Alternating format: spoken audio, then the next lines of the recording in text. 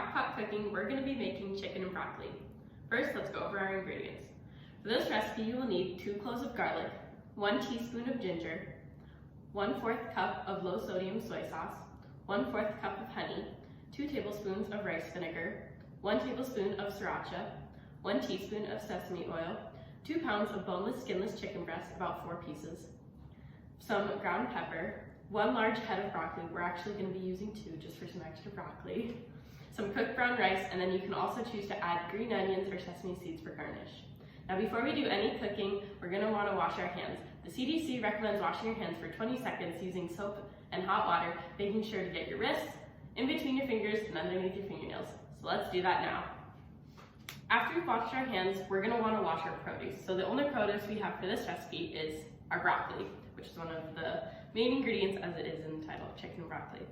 So what we're going to do to prepare our broccoli is take our big heads of broccoli and cut them into florets. Florets are little sort of bite-sized pieces that don't have too much stalk. So see, this is your whole stalk, and that's not exactly the most fun edible part of the broccoli. So we're going to cut off the big bottom of the stalk. And then you can take your hands and break off the sort of smaller heads of broccoli. Like what little kids, they call them, like, this is a tree. You have your little trees. And then we can cut off more of the stems in a sec. Okay, so now that you can see, we've kind of pulled off all the little trees, the little florets, and I'm gonna cut off some of the stems that are a lot longer, just to take them off. Now, broccoli is a really great vegetable to use. I know some kids don't like broccoli, but I loved broccoli when I was little. Broccoli is really great for maintaining eye health and supporting a healthy immune system, and it's also a great source of vitamin K, which is not found in many foods, so that's pretty interesting. Because it's a veggie, it's also high in fiber.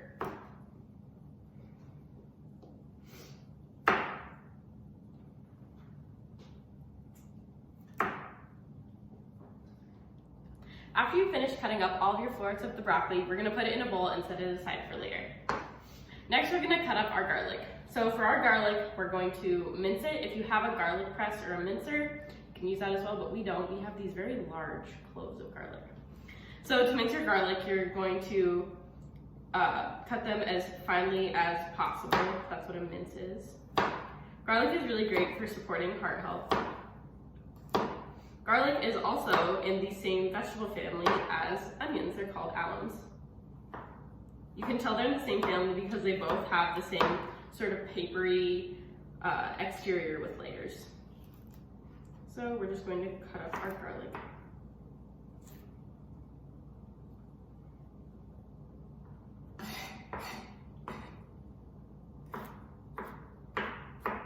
So we're mincing our garlic right now. After we do this, we normally would cut up our ginger. We have some pre-cut ginger, but if you're making this at home and you have like an actual piece of ginger, you can mince that here as well. Just the same way you mince your garlic, just cutting it up super finely. Okay, once that's done, we're gonna grab a small mixing bowl and dump those in.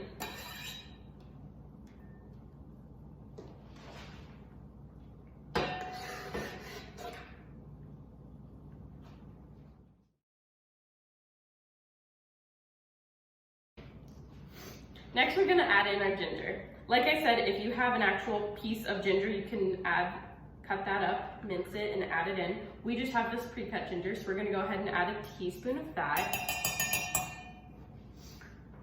And there you go.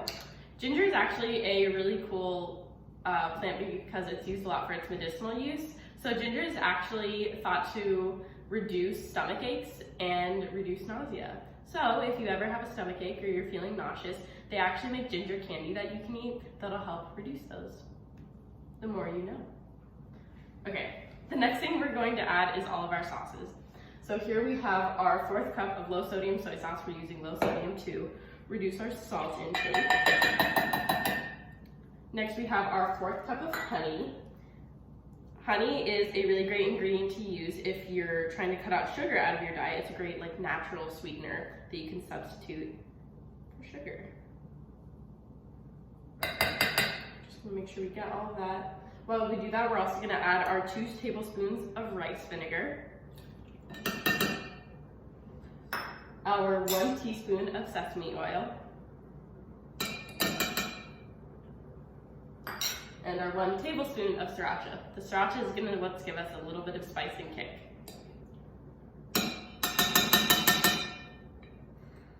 After you've added those all together, we're gonna grab a whisk and mix them all up.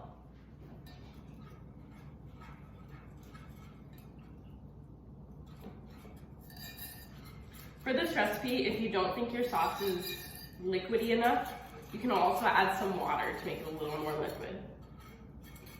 Ours, I think, is actually pretty good for our sauce.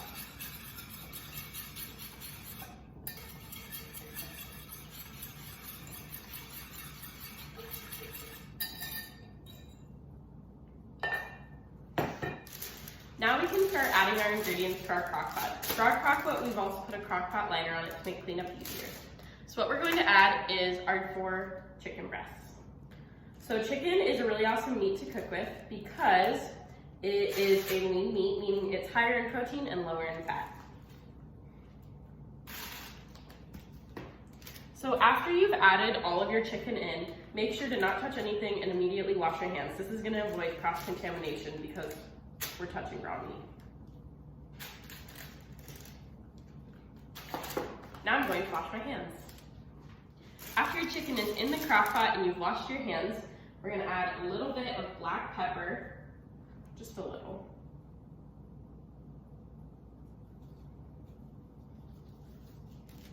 Perfect. And then we're going to add our sauce that we made. So we're just going to pour our sauce over it. You kind of use your whisk, make sure it all gets in there. And then we're also going to take a set of tongs and kind of flip the chicken around, make sure it's fully marinated in our sauce we just made.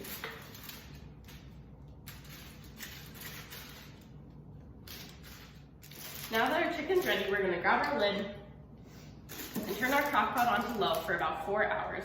We're also going to make sure we have a meat thermometer handy, and we're going to check our chicken every once in a while until it is food safe to eat, which is 165 degrees Fahrenheit. There you go. After it is food safe to eat, which is 165, then you're going to add in your broccoli and cook for about another hour on low. This is going to keep your broccoli from getting too soggy. It's going to cook it, but still give you a nice broccoli crunch. After that, you can grab some brown rice to serve it with. Brown rice is really great to use because white rice usually has some sort of preservative in it to make it look extra white, and brown rice does not. So we're using brown rice. Thank you so much for watching this week's episode of Crock-Pot Cooking, where we made chicken and broccoli. If you like this recipe, make sure to tag us on social media and tell us your thoughts. Make sure to also check out our YouTube channel for more fun, yummy, and amazing recipes from Culinary Corner. Thanks so much for watching. Bye!